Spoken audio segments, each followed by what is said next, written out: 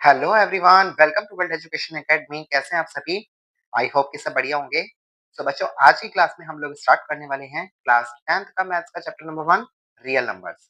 सो बिना देरी किए बढ़ते हैं कॉन्सेप्ट की तरफ। आगे बढ़ने से पहले चैनल को सब्सक्राइब कर देना एंड वीडियो को लाइक कर देना। तो देखिए, सबसे पहले हम लोग देखते हैं कि आखिर रियल नंबर्स होते क्या हैं। तो अगर हम लोग बात करें रियल नंबर्स की, सो रियल नंबर्स वो नंबर्स होते हैं जिनको हम लोग नंबर लाइन पर रिप्रेजेंट कर सकते हैं।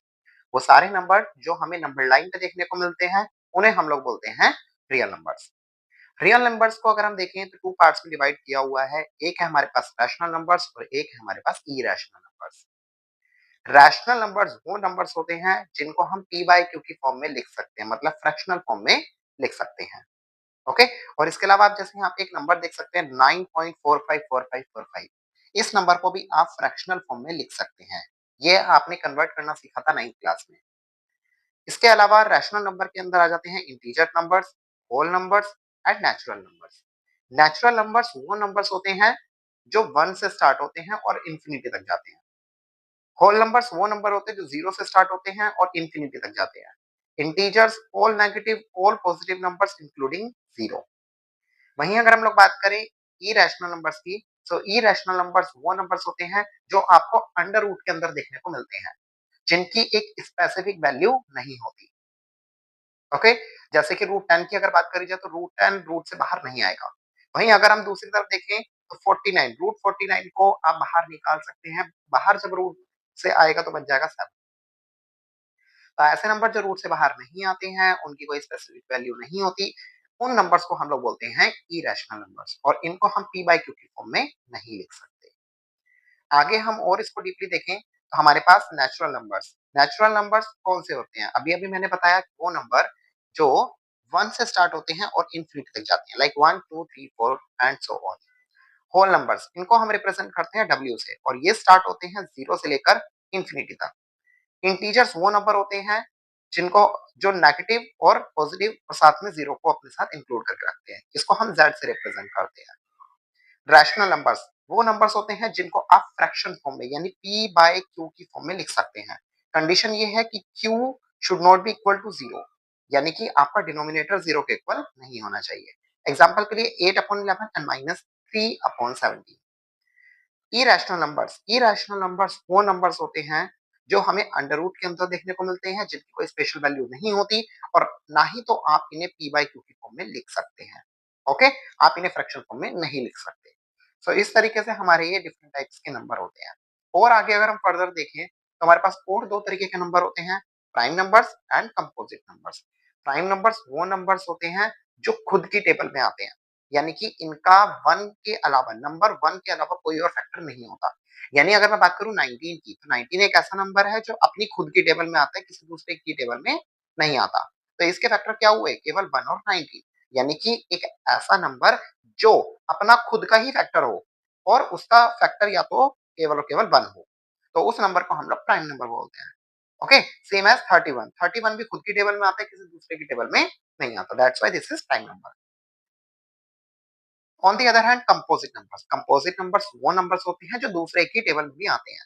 जैसे कि 24, 24 1 में तो आता ही आता है, 2 में भी आता है, 3 में भी आता है, 4 में भी आता है, 6 में, 8 में, 12 में एंड 24 में। इन सब टेबल में आपको कंपोजिट नंबर्स देखने को, मेरा मतलब इन सब नंबर्स में आपको 24 देखने को मिलेगा, और 24 आपका एक कंपोजिट नंबर है।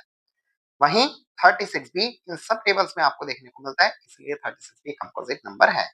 यहाँ पर साइड में मैंने आपके लिए ग्रिड तैयार करी है, जिसके अंदर आप देख सकते हैं कि prime number and composite number कौन से होते हैं। यहाँ पर जो ग्रीन कलर से मार्क है वो सारे के सारे प्राइम नंबर्स हैं। यहाँ पर जो ब्लू कलर में मार्क है वो सारे के सारे कंपोजिट नंबर हैं। तो इस तरीके से हमारे पास prime number and composite numbers हमें देखने को मिलते हैं। अब हम बात करते हैं theorem, fundamental theorem of arithmetic. Fundamental theorem of arithmetic stated that every composite number can be expressed as a product of primes and its factorization is unique apart from the order in which the prime factors occur. इसका मतलब ये है कि fundamental theorem of arithmetic क्या state करती है, क्या बताती है कि हर एक कंपोजिट नंबर को आप प्राइम फैक्टराइजेशन यानी प्राइम नंबर्स के प्रोडक्ट में कन्वर्ट कर सकते हैं। आपको प्राइम फैक्टराइजेशन आती होगी, आपने 9th क्लास में और 8th क्लास में दोनों में ही प्राइम फैक्टराइजेशन को करना सीखा था। अगर आपको प्राइम फैक्टराइजेशन नहीं आती है तो अभी आने वाले क्वेश्चन जब हम सॉल्व करेंगे तो आपको क्लियर हो जाएगा कि प्राइम फैक्टराइजेशन कैसे की जाती है। ओके, तो कंपोजिट नंबर जितने भी होते हैं आप इनको प्राइम फैक्टराइजेशन में कन्वर्ट कर सकते हैं और इनकी जो फैक्टराइजेशन होगी वो काफी ज्यादा यूनिक होगी और इनका ऑर्डर कुछ भी हो सकता है। इट डजंट मैटर कि आपका ऑर्डर क्या चल रहा है, ऑर्डर कुछ भी हो सकता है, वो प्राइम फैक्टराइजेशन ही होगी। ओके, तो बस ये एक छोटी सी थ्योरम है, कोई इसका डेरिवेशन नहीं है, नॉर्मल सी डेफिनेशन है। वहीं अगर अब हम लोग बात करें एचसीएफ एंड एलसीएम की, ओके, तो एचसीएफ यानी कि हाईएस्ट कॉमन फैक्टर, एलसीएम मतलब कि लीस्ट कॉमन फैक्टर, यानी कि दोनों चीजें हम लोग निकाल सकते हैं किस मेथड से, प्राइम फैक्टराइजेशन के मेथड से। ये एक ऐसा मेथड है जो हमें एचसीएफ और एलसीएम निकालने में हेल्प करेगा। इसके लिए आपको क्या चीज दिमाग में रखनी है वो समझिए। तो देखिए इस मेथड में सबसे पहले आप क्या करेंगे, जो भी आपको नंबर्स गिवन है उनकी सेपरेटली आपको प्राइम फैक्टराइजेशन करनी होगी। If you have given two numbers, okay, तो आपको दोनों नंबर्स की प्राइम फैक्टराइजेशन अलग अलग करनी है। ओके, और अगर आपको थ्री नंबर्स गिवन है तो आपको तीनों नंबर की फैक्टराइजेशन अलग अलग करनी है। और जब आप उनकी प्राइम फैक्टराइजेशन कर लेंगे तो आपको उसमें से उनकी पावर्स को लिखना है, पावर्स को बनाना है प्राइम फैक्टराइजेशन की, देन उसमें से कॉमन उठाना है और कॉमन उठाने के बाद आपका एचसीएफ और एलसीएम निकाला जा सकता है। इसके लिए मैं एक छोटा सा एक एग्जांपल ले लेता हूँ यहाँ पर। लाइक मैंने ले लिया है कोई भी डिजिट हम लोग ले लेते हैं, यहाँ पे मैंने 12 एंड 24 लिया है। 12 एंड 24 आपको इन दोनों का एचसीएफ और एलसीएम निकालना है। ओके, तो पहले तो हमें क्या करना पड़ेगा, दोनों की सेपरेटली प्राइम फैक्टराइजेशन करनी पड़ेगी। ओके, 24 की भी आप अलग से प्राइम फैक्टराइजेशन कर लेंगे। ये देखिए यहाँ पर मैंने इसकी प्राइम फैक्टराइजेशन कर लिया है।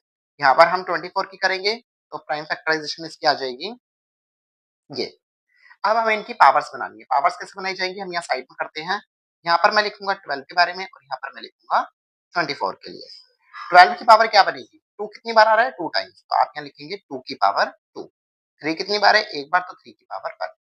नेक्स्ट 24 में अब आप देखेंगे तो 2 कितनी बार है, 3 बार, तो 2 की पावर 3 मल्टीप्लाई 3 की पावर 1। ओके, ये हमारे पास हो गया है। अब आपको क्या करना है, इसमें कॉमन सर्च करना है। तो कॉमन अगर हम देखें तो इसमें क्या क्या कॉमन है, एक 2 कॉमन आ रहा है और एक 3 कॉमन आ रहा है। क्लियर। अब आपको निकालना है एचसीएफ। तो देखिए एचसीएफ निकालने के लिए आपको क्या करना होगा, यहाँ पर ध्यान से देखिए डेफिनेशन में क्या लिखा है, डेफिनेशन में लिखा है स्मॉलेस्ट पावर, स्मॉलर पावर। आपको छोटी पावर लेनी है एचसीएफ निकालने के लिए। ओके, तो देखिए छोटी पावर हमारी क्या है यहाँ पर, तो देखिए 2 में दोनों 2 कॉमन है, इन दोनों 2 में से पावर किसकी स्मॉलर है, 2 की पावर 2, तो हम लिख देंगे 2 की पावर 2 मल्टीप्लाई 4 क्या कॉमन है, यहाँ पर 3 कॉमन है, 3 की स्मॉलर पावर कौन सी है, यहाँ तो दोनों ही इक्वल है, तो इक्वल वाले केस में कोई भी ले सकते हैं, तो 3 की पावर 1 एज इट इज ले लेंगे हम लोग। ओके, अब इनको जब आप मल्टीप्लाई करेंगे तो क्या आएगा, 4 मल्टीप्लाई 3 12। ओके, आपके पास जो एचसीएफ निकल कर आया वो आ गया 12। सिमिलरली अब हम लोग निकालेंगे एलसीएम। एलसीएम का केस जस्ट अपोजिट होता है एचसीएफ के। ओके, मतलब यहाँ पे आप कौन से नंबर्स लेंगे, वो देखिए जिनकी पावर हाईएस्ट है, तो 2 कॉमन है, उसकी हाईएस्ट पावर क्या है, 2 की पावर 3, वो आप ले लीजिए, मल्टीप्लाई 3 तो इक्वल है, तो आप कुछ भी लिख सकते हैं। एक और पॉइंट बताता हूँ यहाँ पर, अगर मान लीजिए कि यहाँ पे कोई और नंबर भी होता, लाइक मैं ले लेता हूँ 4 और यहाँ पे ले लेता हूँ 5। ओके, अब आप यहाँ पे ध्यान से देखिए कि यहाँ पे 4 और 5 दोनों आपस में कॉमन हो सकते हैं, नहीं हो सकते। जैसे 2 कॉमन है, 3 कॉमन है, 4 और 5 बिल्कुल भी कॉमन नहीं है। पर एलसीएम वाले केस में जो कॉमन नहीं भी होते ना, हम उनको एज इट इज मल्टीप्लाई करके ऐसे लिख लेते हैं एलसीएम में। जो कॉमन है उसमें हम हाईएस्ट पावर लेंगे, ग्रेटेस्ट पावर लेंगे, ओके, जैसा कि आपको डेफिनेशन में भी गिवन है, और जो कॉमन नहीं है उनको एज इट इज लिख लेंगे एलसीएम में मल्टीप्लाई में। ओके, फिर सबकी आपस में मल्टीप्लाई कर देंगे। तो फिलहाल तो यहाँ पे अभी हमारे पास यहाँ पर नहीं है, तो इसको हम हटा देते हैं। ओके, तो जब आप इसको मल्टीप्लाई करेंगे तो क्या आएगा, 2 की पावर 3 क्या होता है, 8 एंड 3, तो ये हो जाएगा 24। सो आपके पास एचसीएफ आ गया 12 एंड एलसीएम आपके पास आ गया 24।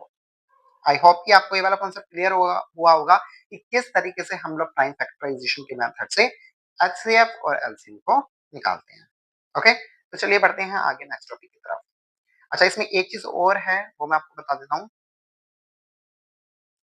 यहाँ पर आप देखेंगे तो आपको एचसीएफ दिया गया है और एलसीएम दिया गया है।